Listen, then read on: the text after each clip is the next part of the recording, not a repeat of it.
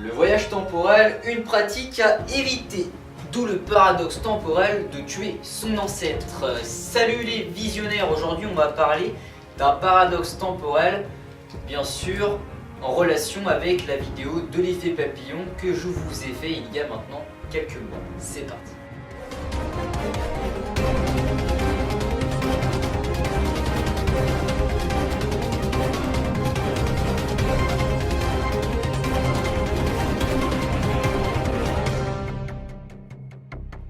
Suite à la vidéo consacrée à l'effet papillon que je vous ai précédemment effectué sur cette chaîne, j'ai eu de nombreuses discussions, de nombreux débats avec mon entourage et également avec certains abonnés qui me suivent sur ce sujet. Donc en fait c'est un sujet qui intéresse de nombreuses personnes puisque c'est un sujet un peu tabou, c'est-à-dire que des personnes vont être pour cette pratique et d'autres qui vont être contre cette pratique.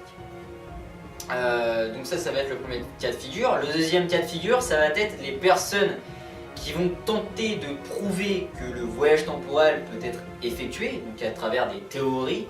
Donc ils ont d'ailleurs des arguments assez intéressants et durs à défailler quand on est contre et qu'on ne croit pas du tout au voyage temporel. Et d'autre part, vous l'aurez compris, les personnes qui sont contre le voyage temporel et en plus de cela, qui ont eux aussi des hypothèses et des théories sur l'inexistence du voyage temporel, c'est-à-dire en réalisant des paradoxes. Et aujourd'hui je souhaitais avec vous observer un paradoxe temporel, étant donné que nous avons déjà discuté du voyage temporel si jamais il existait, les conséquences que ça engendrerait, d'où l'effet papillon. Aujourd'hui on va faire comme s'il ne pouvait pas exister. Alors comme vous avez pu le voir sur le titre de la vidéo, elle a tué son grand-père, c'est le titre un peu que j'aborde pour expliquer un paradoxe temporel qui est le fait de tuer son ancêtre. Je pense que certains d'entre vous ont déjà dû entendre cette phrase, c'est une phrase d'ailleurs qui est interprétée par de nombreux scientifiques et de nombreux chercheurs sur comment expliquer un peu ce phénomène, si jamais on supposerait que le voyage temporel existait. Alors elle a tué son grand-père, ça concerne quoi? Ça concerne tout simplement une personne qui va retourner dans le passé, donc à un moment bien précis, afin de tuer son grand-père. Donc par exemple, elle va aller à la naissance de son grand-père et elle va tout simplement l'assassiner et ensuite revenir à son temps respectif. Alors, le paradoxe temporel que je vais vous expliquer ici va s'adapter uniquement si les mondes parallèles n'existent pas. Si, en gros, vous allez dans le passé, vous réaliser une circonstance qui va se répercuter sur le futur.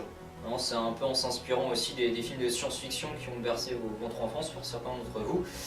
Je ne citerai pas de nom, je pense que vous les connaissez. Enfin bref, quoi qu'il en soit, si on prend cet exemple, c'est-à-dire qu'elle retourne dans le passé pour assassiner son grand-père du coup ne va pratiquement pas voir le jour et ne pourra pas bien sûr créer son fils qui sera le père de la fille qui sera allée tuer son grand-père. Donc en fait c'est un peu comme une chaîne sans fin, c'est une boucle.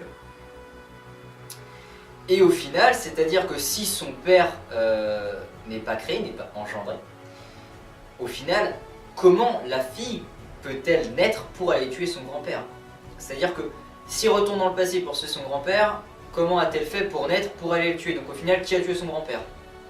Voyez-vous, c'est une question et un paradoxe temporel assez important à prendre en compte, surtout si on veut établir des hypothèses et des théories sur le voyage temporel et au niveau de la rationalité de tout ça en fait. Donc je vous ai dit comme quoi c'était au niveau des mondes parallèles, c'est-à-dire que d'une part si on suppose que le voyage temporel va s'appliquer uniquement à notre univers, à notre monde, à notre vision des choses de tous les jours, c'est totalement un paradoxe temporel. C'est impossible que le voyage temporel existe pour ne pas engendrer un tel paradoxe. En revanche, si jamais des mondes parallèles existent, c'est-à-dire qu'à chaque voyage, eh bien, cette personne qui va tuer son grand-père, qui va retourner dans son présent, c'est-à-dire que son grand-père ne sera pas assassiné, mais peut-être qu'il sera assassiné dans un monde parallèle. Bon après, ça c'est une autre théorie, c'est un autre débat.